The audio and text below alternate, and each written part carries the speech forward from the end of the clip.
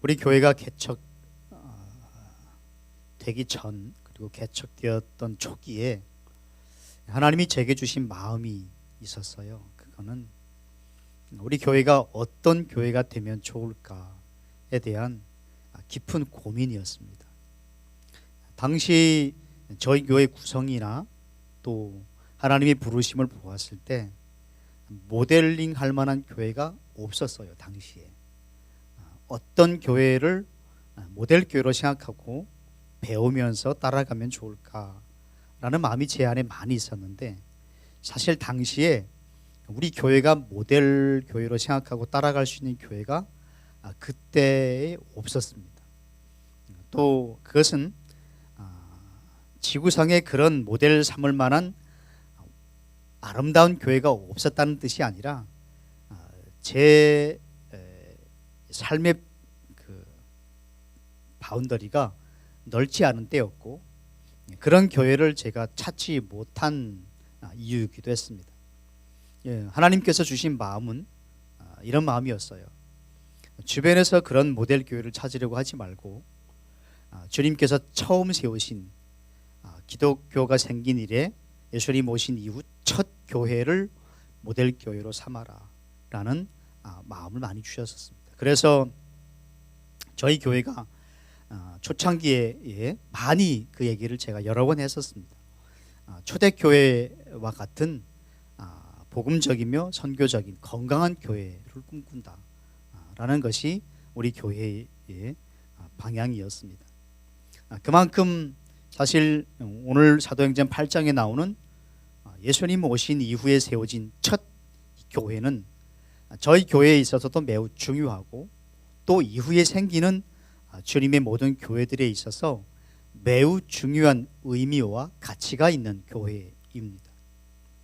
그 교회는 7명의 집사님이 세워졌습니다.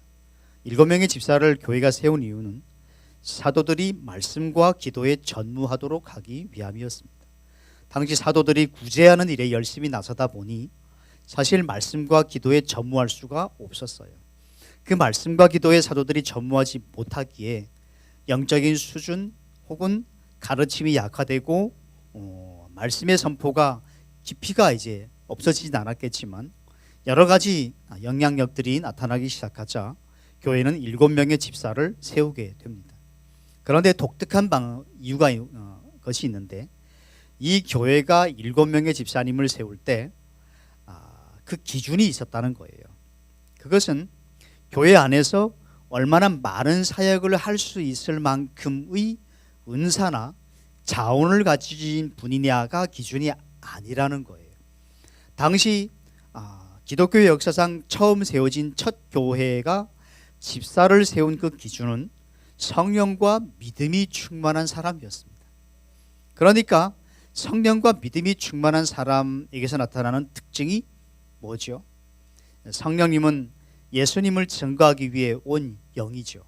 그러니까 당시에 종교적 열정이 뛰어나서 하나님을 찬양할 때 온 열정을 다해 찬양하는 사람도 성령 충만한 사람으로 그 한 모습이기도 하지만, 성령 충만하고 믿음 충만한 집사들의 특징은 그들이 예수를 위해 살았고, 또 그들이 시험과 유혹들을 이겨낼 만한 넉넉한 믿음을 가진 사람들이었고, 특별히 삶 속에서 사랑, 희락, 화평, 오래 참음, 자비, 양선, 충성, 온유, 절제와 같은 이런 성령의 열매들이 인격과 관계 안에 충분하게 드러나는 사람들을 집사로 선택했다는 거예요. 오늘날 직분을 주는 기준과는 많이 다릅니다, 사실은. 그러나 주님께서 세우신 첫 교회의 직분자들을 뽑는 기준이 이것이었다면, 이후 세워지는 모든 교회들의 직분자들을 뽑는 기준도 동일해야 된다라고 저는 생각해요. 그러나 이 세워진 7명의 예루살렘 교회 집사님들은 자신들이 맡고 있는 교회 안에서의 구제하는 사역을 자신의 부르심의 전부라고는 여기지 않았습니다. 그러니까 이렇게 하면 되지 않겠습니까? 나는 예루살렘 교회 집사니까 그냥 어려운 이웃 사람들 교회가 하는 구제 프로젝트를 그냥 실행하면 돼, 이게 나의 부르심이야 라고 자신들의 부르심을 그 구제 사역으로 제한하지 않았다는 거예요. 그럼 어떻게 했을까요? 대표적인 사람이 7 집사 중에 한 사람인 스데반이라는 사람이었는데, 이 스데반 집사님은 나가서 예수 그리스도의 복음을 수많은 사람들에게 전했습니다. 당시 유대인들이 이 복음에 굉장히 거부감을 많이 가지고 있었고, 복음을 전하는 사람들을 극도로 싫어했습니다. 그럼에도 불구하고 스데반 집사는 자신의 부르심이 교회 안에서 구제하는 그 일에 그치는 것이 아니라 밖에 나가서 예수 그리스도의 복음을 믿지 않은 사람들에게 전하는 것이 구제 이상의 하나님의 본래적 부르심이라는 자각을 가지고 복음을 위해서 살았어요. 이게 스데반 집사님의 특징이었습니다. 그리고 성령과 믿음이 충만한 결과이기도 합니다. 스데반 집사가 나가서 이스라엘의 역사, 아브라함 때부터 쭉 이야기하면서 사람들에게 복음을 여러 번 전합니다. 그러자 당시의 유대의 종교 지도자들이 이 스데반 집사를 제거하려고 작정을 해요. 그리고 사람들을 돈으로 사가지고 매수해서 거짓말, 즉 거짓 증언을 하게 합니다. 스데반이 하나님을 모독했다. 당시 유대 사회는 유대교라는 종교로 이루어진 종교 집단이었기 때문에 하나님을 모독했다는 것은 사실은 더 이상 살 수 있는 가능성이 없음을 의미합니다. 그 사회에서는 유대 종교 지도자들이 돈으로 사람들을 매수하여 거짓 증언을 하게 한 거예요. 스데반이 하나님을 모독했다. 결국 스데반은 오늘날 법원격인 공회 앞에 서게 됩니다. 놀라운 것은 이 스데반 집사님이 그 공회 앞에 섰을 때 자기를 변호하지 않습니다. 그는 오늘날 우리로 말하면 법원격인 이 재판정의 자리에 서서 자신의 정당함을 변호한 것이 아니라 예수 그리스도가 하나님의 아들이고 그분이 유일한 구주라는 사실을 증언합니다. 결국 그 공회는 스데반에게 사형 선고를 내리게 되고, 스데반은 여러 사람이 모여서 돌을 쳐서 그 자리에서 순교하게 됩니다. 여러분, 스데반이 그 공회 앞에 선다는 것이 무엇을 의미하는지 몰랐을까요? 왜냐하면 예수님도 그 법 최고 기관인 공회에서 사형 선고를 받아 십자가에 못 박혀 죽으셨거든요. 스데반은 공회 앞에 섰을 때에 자신이 여기에서 어떤 말을 어떻게 하는 것이 자신의 운명을 판가름한다는 걸 알고 있었어요. 그럼에도 불구하고 이 스데반은 자기가 하나님을 모독한 적이 없다는 사실을 변호한 것이 아니라 예수가 하나님의 아들이요 우리를 위해 이 땅에 보내주신 구주라는 사실을 증명합니다.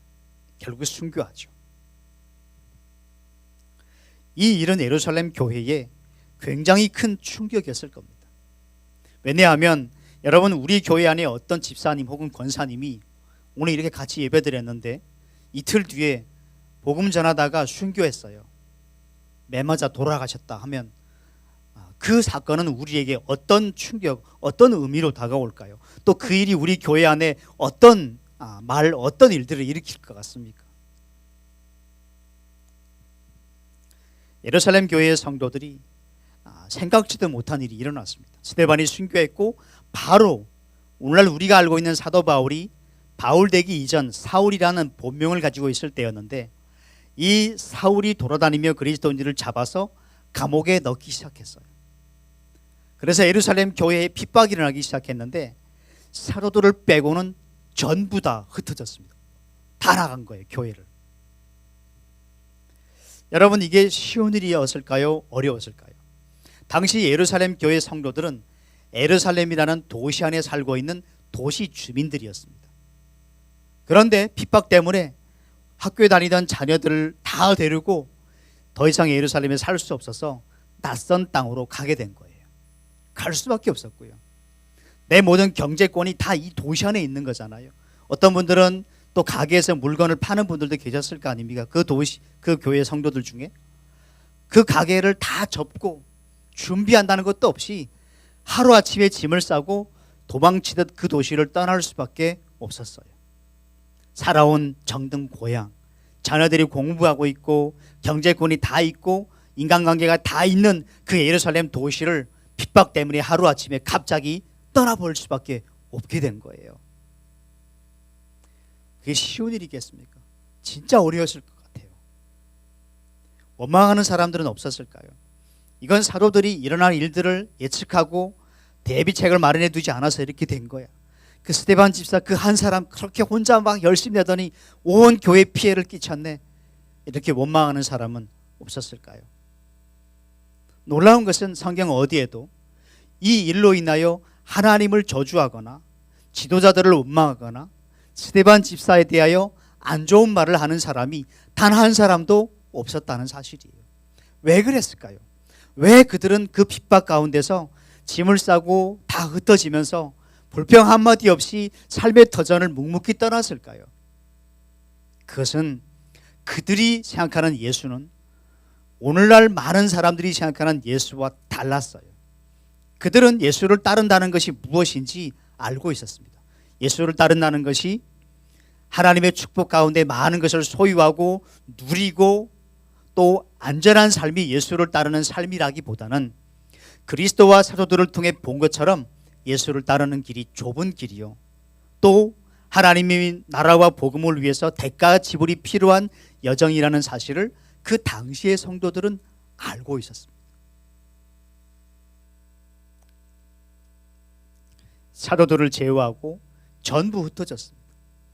흩어지다 디아스페이로라는 이 헬라어에서 디아스포라라는 영어 단어가 나오게 된 거잖아요.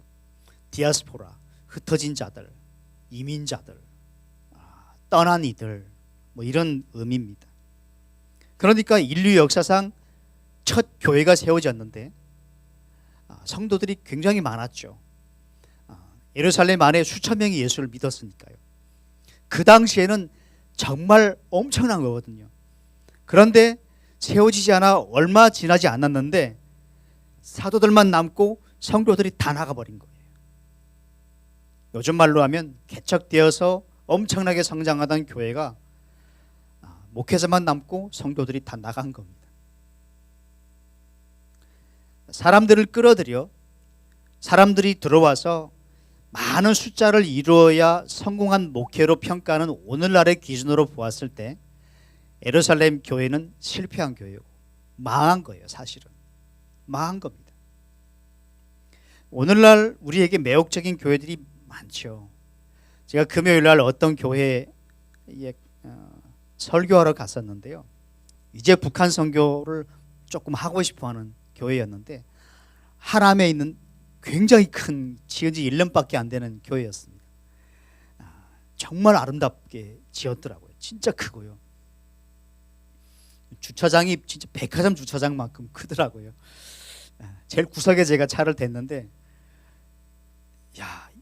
이 10분의 1만한 주차장이 있었으면 좋겠다라는 기도가 막 나오더라고요. 정말 크고 너무 아름다웠어요.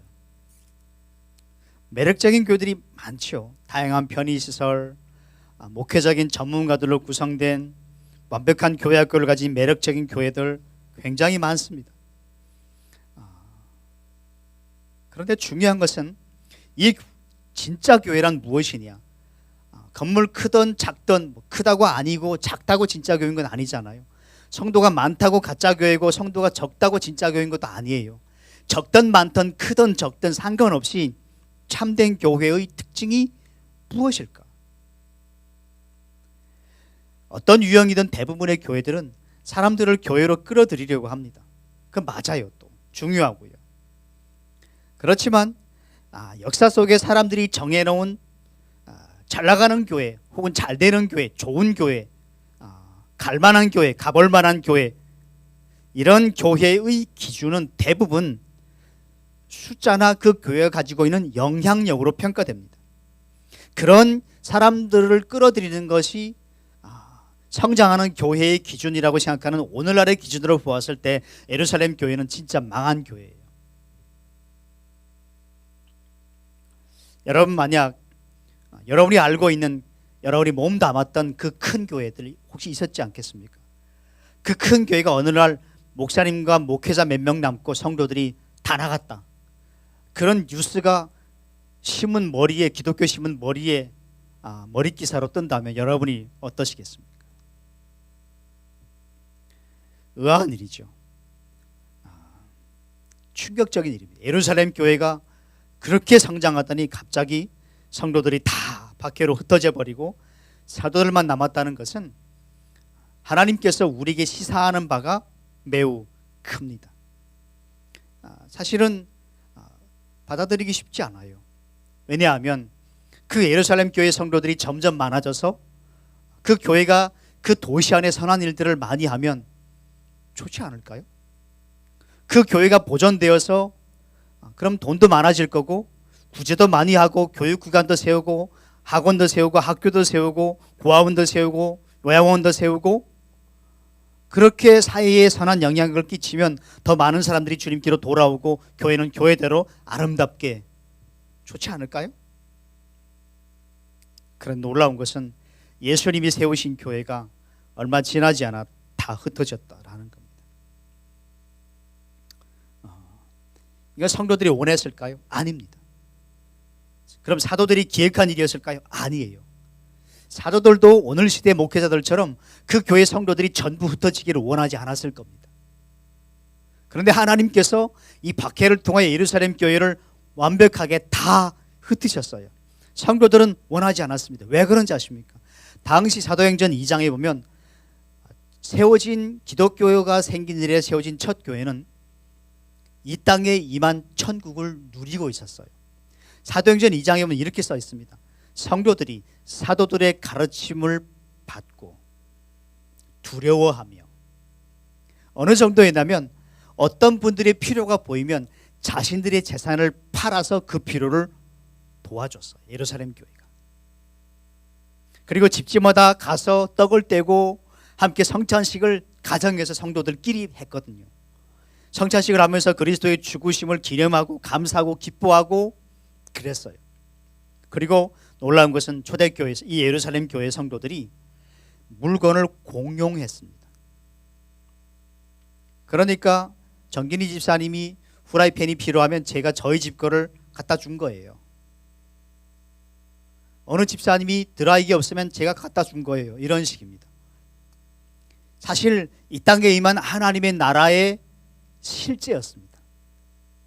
그러니까 얼마나 좋았겠어요. 이 사도행전 2장에서 사실 공산주의, 사회주의 이론이 다 나왔잖아요.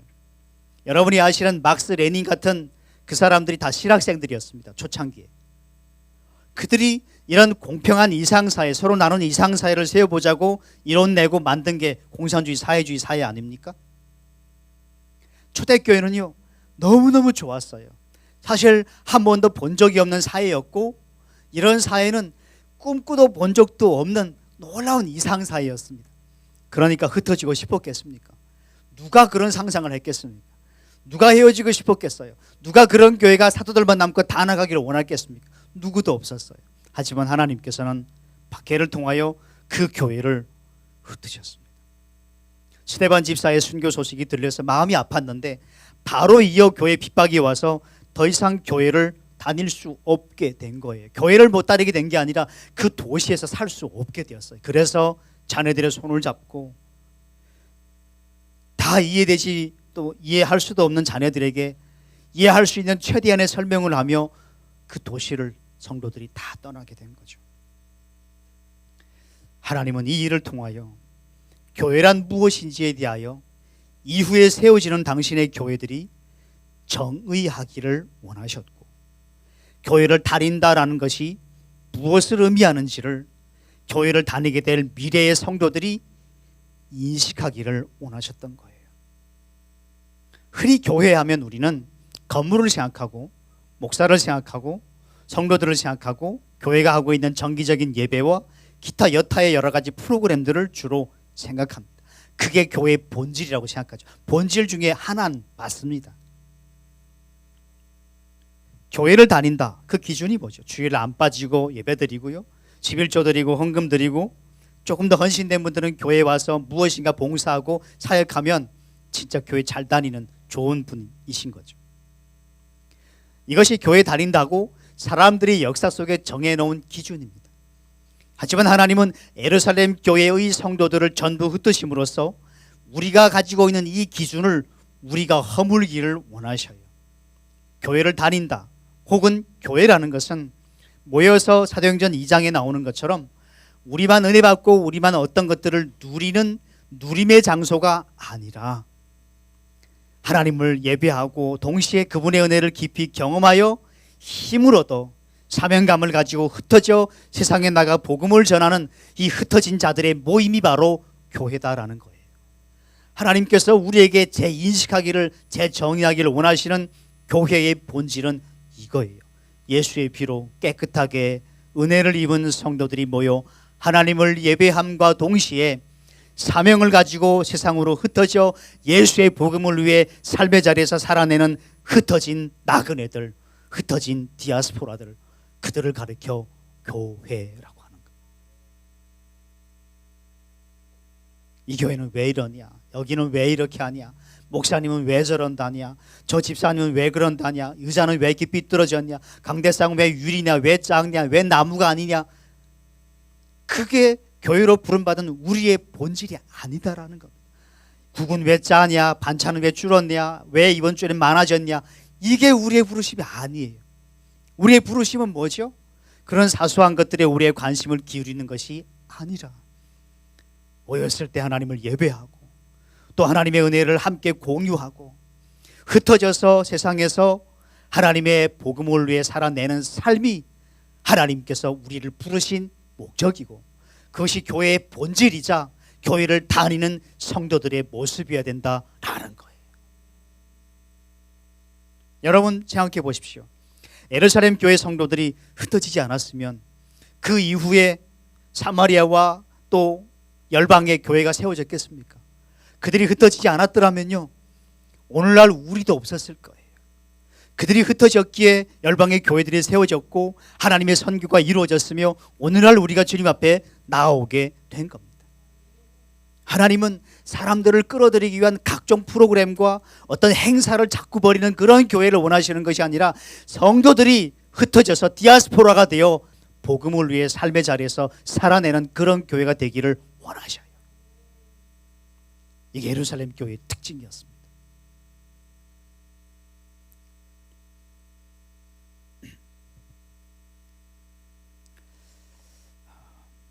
하나님께서 우리를 어떤 사람으로 부르셨을까? 저는 디아스포라죠. 태어나고 살던 곳을 떠나서 이민 온 거나 마찬가지니까요. 여러분이 살던 이 땅을 떠난 건 아니지만 그리스도 안에서 우리 모두는 디아스포라예요. 사명 있는 디아스포라. 하나님이 흩어 보내신 사람들. 그래서 요한복음 20장 21절에 주께서 이렇게 말씀하시죠. 아버지께서 나를 보내셨으니 나도 너희를 보낸다. 그러므로 너희는 가서 모든 민족을 제자로 삼아 아버지와 아들과 성령의 이름으로 세례를 베풀고 내가 너에게 분부한 모든 것을 가르쳐 지키게 하라. 마가복음 16장 15절에는 너희는 온 천하에 다니며 만민에게 복음을 전파하라. 내가 이 세상 끝날까지 너희와 항상 함께할 것이다. 주님께서 우리에게 주신 말씀 보면 그 앞에 항상 가서, 다니며, 나가서, 보내니 이게 있어요. 그래서 우리 교회가 추구하는 것은 두 가지입니다. 복음적 선교적 교회예요. 복음적 선교적 교회. 원래는 네 가지입니다. 이게 바깥에 써 있어요. 여기도 붙어 있고 계단 앞에도 붙어 있고요. 우리는 크게 네 가지를 추구합니다. 첫 번째는 복음 신앙에 굳게 서서 복음에 합당하게 생활하는 교회. 두 번째는 제자가 되고 제자로 사는 교회. 세 번째는 지난주에 말씀드린 것처럼 가족 공동체. 네 번째는 선교적 공동체입니다. 그러면 선교적 교회란 어떤 교회일까? 선교사를 많이 파송하는 교회일까요? 물론 그 의미도 협소하기는 있습니다. 우리 교회는 현재 4명의 선교사를 파송했습니다. 사실 우리 교회의 규모, 우리 성도들의 규모, 우리 역량을 봤을 때 우리 교회가 하고 있는 일들은 거의 중형교회가 하고 있는 일이에요. 사실은 그렇습니다. 제가 많이 돌아봐도 그렇습니다. 우리가 4명의 선교사를 파송했고 그 외에도 협력으로 돕는 선교사들이 그 외에도 여러 명 있습니다. 우리는 한국 일반 개척교회들을 섬기고 있고 그 교회들과 함께 동역하고 있습니다. 그 외에도 우리는 인신매매를 당해 살고 있는 북에서 나온 많은 자매들을 가르치고 있고 후원하고 있고 또 미션홈들을 현장에 선교센터들을 세워서 돕고 있고 지난주에도 저는 선교사 16명을 모집해서 지금 훈련을 시작했습니다. 다 북한 선교사들이죠. 물론 중간에 저는 탈락시키기도 하고 이제 더 탈락시키겠지만 우리 교회가 하고 있는 일들은 하나님의 선교, 이 시대에 하나님이 가장 초점 맞춘 하나님의 선교에 초점 맞추어 우리는 하나님의 부르심 앞에 정확하게 반응하며 가고 있어요. 그럼 우리가 선교사들을 파송하고 남들이 못하는 특별한 이런 사역들을 하고 있어서 선교적 교회일까요? 아니에요. 혹은 선교적 교회라는 것은 선교지에 돈을 가장 많이 보내면 선교적 교회인가요? 아닙니다. 선교적 교회는 이런 교회입니다. 아버지께서 나를 보냈으니 나도 너희를 보낸다. 그러므로 가서 그러므로 온 천하에 다니며 만민에게 복음을 전파하러 가신 이 주님의 말씀에 의하여 교회를 다니는 모든 성도들이 일상에 파송된 일상의 선교사임을 자각하고 그 정체성으로 살아가는 교회를 가르쳐 선교적 교회라고 말합니다. 저는 이 설교를 비슷하게 작년에도 한번 했었는데 이거 다시 할 거예요. 가을에. 왜 그런지 아십니까? 한두 번 들어서는 잘 안 되거든요. 반복해서 우리가 들음으로써 교회가 무엇이고 교회를 다닌다는 것이 무엇인지 단순한 성도, 즉 계급, 영적 계급처럼 목회자 있고 제일 세고 그 밑에 장로님 세고 권사님 세고 집사님 세고 성도라 부르면 기분 나빠고 이런 계급 구조가 교회가 아니잖아요. 교회란 뭘까? 목사도 설교를 통해 섬기는 부르심 받은 직분 중에 하나일 뿐이지 건의의 극치는 아니거든요. 그럼 뭐죠? 우리 모두는 일상에 파송받은 선교사들이다. 선교사들이다. 왜 안 하는지 제가 알아요, 여러분들. 대답하기도 귀찮을 수도 있고 혹은 마음에 다가오지 않으니까 그럴 수도 있지만 여러분이 부정하든 인정하든 사실입니다. 왜냐하면 우리가 흔히 선교사하면 어떤 사람들을 생각하죠? 선교사하면 지역을 생각해요. 그래서 선교사로 간다라는 말을 많이 합니다. 낯선 문화에 가서 새로운 언어를 배우고 그곳의 사람들에게 복음을 전하는 사람들을 우리는 선교사라고 생각합니다. 놀랍게도 이런 선교사에 대한 정의는 이 시대에 이전 같지 않습니다. 다 바뀌었어요. 예를 들어 보십시오. 우리나라에 현재 베트남 선교사들이 많습니다. 필리핀 선교사들이 많아요. 우리나라에 지금 살고 있는. 그럼 그들은 뭘 할까요? 이곳에 와 있는 베트남 노동자들, 필리핀 노동자들을 대상으로 그분들이 목회하고 섬깁니다. 근데 이 사람들이 베트남 선교사인데 베트남에 가 있어야 되는 거 아닌가요? 아니에요. 제가 아는 북한 선교사가 60명이 넘습니다. 열방에 있는 분들까지 합치면 훨씬 더 많은데 대략 아는 사람들이 그렇습니다. 그런데 그 북한 선교사들이 북한에 들어가 있는 사람은 없습니다. 다 중국, 러시아, 몽골, 동남아시아, 일본, 대표적으로 한국에 많습니다. 근데 그분들이 다 북한 선교를 하고 있어요. 우리가 생각하는 선교사의 개념은 뭐냐면 문화적으로 서로 다르고 언어가 다른 낯선 곳으로 가서 그곳의 사람들에게 복음을 전하는 사람들을 선교사라고 생각하죠. 즉 선교사에게 중요한 것은 지역이다라는 거예요. 우리 관념은 그렇습니다. 하지만 지금 하나님께서 역사 가운데 이 땅에서 행하시는 그분이 새로 세우신 선교사들의 형태를 보면 지역이 아니라 하나님은 대상에 의하여 선교사들을 정하시고 그들에게 보내셨습니다. 이게 이 시대의 선교사의 새로운 특징이에요. 그러니까 우리가 생각했던 선교사는 어떤 지역에 가서 새로운 일들을 하는 사람들이었다면 이 시대의 하나님께서는 복음이 필요한 특정한 사람들에게 특정한 사람들을 보내시는 이게 바로 하나님이 일하시는 선교사라는 그 사명이에요. 주님은 우리를 일상의 선교사로 보내셨습니다. 그래서 여러분들이 신앙생활을 하면서 여러분의 신앙의 중심이 교회가 되어서는 안 됩니다. 그러면요, 여러분, 교회란 무엇일까? 그래서 이 교회 안에서의 생활이 신앙생활의 중심이 되었기 때문에 교회 안에서 인정받는 게 밖에서 어떻게 살든 상관없이 교회 안에서 인정받는 게 중요해졌죠. 밖에서는 엉망으로 살고 자녀들을 때리고 아내를 때리고 술 마시고 그래도 교회 와서는 양복 입고 점잖게 앉아 있으면 장로 될 수 있고요. 그러면 교회를 또 핸들링하려고 하죠. 그런 폐단이 우리 한국교회 역사에 흔치 않게 찾아볼 수 있는 어쩌면 일상이 되어버렸어요. 하나님은 교회 안에서 영향력을 행사하는 그런 사람 되라고 우리를 부르신 게 아니라 교회 안에서는 겸손하게 섬기고 묵묵히 기도하고 영혼들을 돌보고 사랑하고 내가 이 교회의 오너 주인의식을 가지고 종이 한 장 떨어졌을 때 줍고 누가 차 마시고 그냥 내버리고 가면 그거 들고 나갈 수 있는 그런 사람 되는 거. 교회 안에서 어떤 권력을 잡고 내가 무엇인가를 해버리고 하는 사람 말고 우리는 세상에 보내진 가정에, 남편에게, 일터에, 학교에, 우리 도시에, 우리 마을에 보내진 일상의 선교사다. 그래서 신앙생활의 중심이 이 교회 예배당이 아니라 내 삶의 자리가 되어야 된다라는 것. 왜요? 하나님이 우리를 스데반 집사님처럼 집사로, 권사로, 장로로, 목사로 부르셨지만 우리를 부르신 근본적 그분의 부르심은 교회 안에서의 직분의 삶이 다가 아니라 하나님은 우리를 그것보다 훨씬 큰 일상의 선교사로 부르셨다. 그래서 교회는 단순해야 됩니다. 복잡하면 안 되고 복음과 선교에 집중할 수 있도록 모든 것이 단순화되어 있어야 되고 성령께서 원하시면 즉각적으로 반응하며 일할 수 있는 구조가 되어 있어야 되고요. 교회는 그 본질을 위해서 모든 것들을 단순화시키는 작업이 필요합니다. 여러분, 우리가 누구라고요? 주님께서 내가 너희를 보낸다.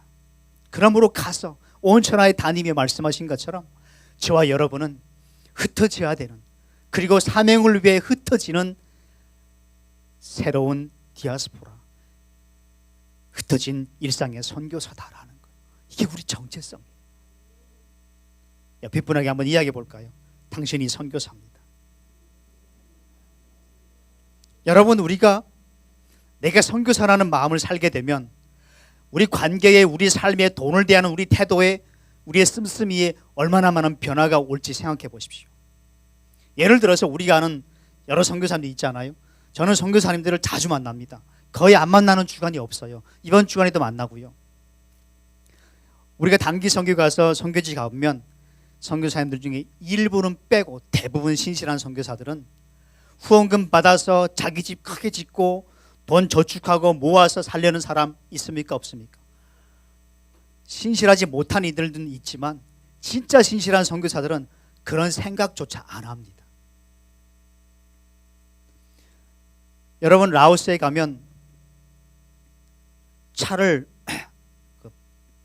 사면요, 원래 비싸기도 하지만 외국인들 차 번호판이 색깔이 그 라오스 국민들의 차 번호판 색깔하고 달라요. 그래서 차 몰고 지나가면요, 라오스 경찰들이 잘못한 것도 없는데 세웁니다. 말도 안 해요. 뭘 잘못했는지 말도 안 하고요. 그냥 세워놓습니다. 1시간, 2시간. 그래서 선교사님들이 여기 햇빛 가리는 거 있잖아요. 이렇게 내리는 거. 거기다가 항상 돈을 꽂고 다녀요. 우리 교회가 파송한 양천원 선교사님도 그럽니다. 꽂고 다닙니다. 왜요? 우리 돈으로 하면 5,000원인데요. 그걸 줘야 보내요. 그럼 선교사님들이 진짜 못 해먹겠다, 못 살겠다, 귀국하나요? 한국만큼 병원 혜택이 안 돼 있고요. 맹장 터져도요, 선교사들이 그 끌어안고 한국에 겨우 옵니다. 그들이 이 땅에서 누린 것만큼 편하지 않죠. 사실은 모든 게 불편합니다. 비엔티안 도시 라오스의 수도잖아요. 도로 포장이 중심 한 몇 킬로밖에 없고요. 흙먼지 펄펄 날리고요. 물은 설사하고요. 먹으면요, 그럽니다. 근데 선교사들이 그게 중요하지 않아요. 그분들은 그 땅의 문화를 누리기 위해 간 게 아니고요. 사람들로부터 대우받기 위해 간 게 아니고요. 누가 끼어들던 욕하던 돌 던지던 타이어 빼가던 중요하지 않습니다. 그들의 온 관심은 어떻게 하면 복음을 전할까. 그들의 후원금은 자신들이 기본적인 생활을 한 이후의 모든 것들은 어떻게 하면 영혼을 구원할까, 여기에 집중하고 여기에 사용해요. 그래서 그들에게 불편은 하나님의 나라를 위해서 그들이 지불하는 대가이지만 동시에 주님이 앞으로 주실 상급이에요. 만약 우리가 삶의 자리에서 내 남편을, 내 아내를, 내 자식들을, 우리 부모님들을, 우리 친척들을, 우리 직장 동료들을, 우리 학교 친구들을 내가 선교사다 생각하고 그들 앞에 가게 되면 관계의 삶에 어떤 변화들이 일어날 것 같습니까? 무슨 짓을 하든 불쌍히 보면서 기도하게 될걸요. 사무적으로 해야 될 건 해야 되지만 그들을 대하는 우리의 태도의 변화가 올 것이고, 우리가 돈을 쓰는 씀씀이, 앞으로의 계획, 모든 것이 달라질 거예요. 선교사님들이 여행을 그렇게 자주 갑니까? 우리 중에도 거의 여행 못 가시는 분들이 많지만, 저도 동남아 선교지 진짜 많이 가봤어요. 유럽도 여러 번 가봤지만 가본 데가 없습니다. 사실은 방비행이라고 라오스 미션홈에서 1시간 떨어진 거기에 가서 이틀 있어 본 거 빼고는요 가본 데가 없어요. 몰라요. 저는 사실은 혼자 가기 때문에 또 무섭고요. 혼자 나다니면. 그러면 우리가 이 땅에서 내가 일상의 선교사로 보냄받은 선교사라고 자각하고 내가 그런 정체성과 신분으로 살아내면 우리 삶 가운데 얼마나 많은 분들이 우리를 통해 변화되겠습니까? 한국 교회가 지금까지 교회 안에서 더 높은 직분 받으려고 애쓰고, 그거 목사님에게 잘 보이려고 어떤 것 행하고, 그거 안 하고 일상 속에 흩어져서 선교사로 살았더라면 오늘날 대한민국은 우리가 맛보고 있는 이 땅보다 훨씬 더 나아졌을 거예요.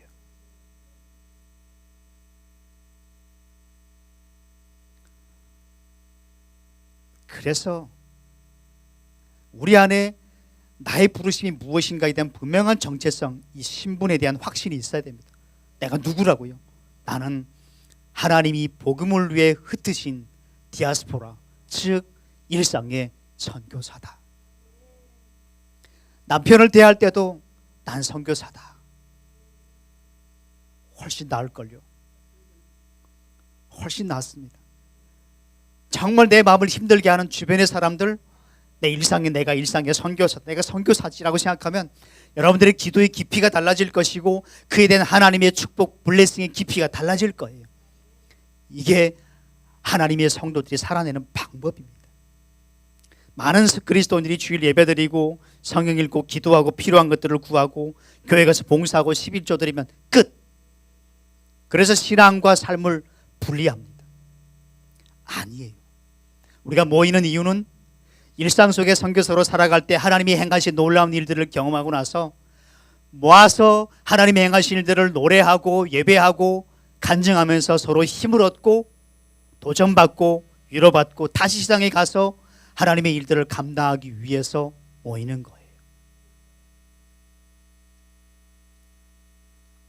사랑하는 여러분, 저는 우리 교회가 선교적 교회로 더 발돋움했으면 좋겠습니다. 선교사 몇 명 보냈네, 이거 자랑하는 할 것도 없지만 우리 모든 성도님들이 일상의 선교사로 하나님의 일들을 감당해 나아갔으면 좋겠습니다. 우리 교회는 정말 모여서 예배하고 기도하고 사랑하고 섬기고 또 흩어져서 복음을 전하고 하나님의 나라를 확장해가는 그런 이 시대에 살아있는 교회가 되었으면 좋겠습니다. 신앙과 삶이 구분되지 아니하고 어디 있든 나는 선교사입니다. 그 마음으로 항상 하나님 앞에 헌신하며 살아가는 우리 성도님들이 되어지시기를 주의 이름으로 축원합니다. 만약 그런 교회들이 늘어나기 시작하면 이 세상은 어떻게 될 것 같아요? 국회의원의 30%가 대략 크리스찬이고 해마다 국회의원들이 분기별로 정기적으로 예배도 드리고 그럽니다. 그 안에 정말 자신이 국회에 보내진 국민들을 위한 선교사다라는 마인드를 가지고 일한다면 나는 우리 국회가 오늘보다 훨씬 나아질 거라고 생각하고 이 나라가 지금보다 훨씬 좋아졌을 거예요. 아니, 늦지 않았어요. 누군가를 원망하고 왜 그렇게 살았냐, 우리가 누군가에게 손가락질하는 것이 아니라 이제 비록 작지만 우리부터 선교 하나님을 위한 디아스포라가 되어 삶의 자리에서 선교사로 살아보십시다. 또 무너질 수 있어요. 또 안 되고 실패할 수 있지만 그럼에도 불구하고 가끔 여러분들에게 상기시켜 드릴 거예요. 여러분이 누구라고요? 일상의 선교사다.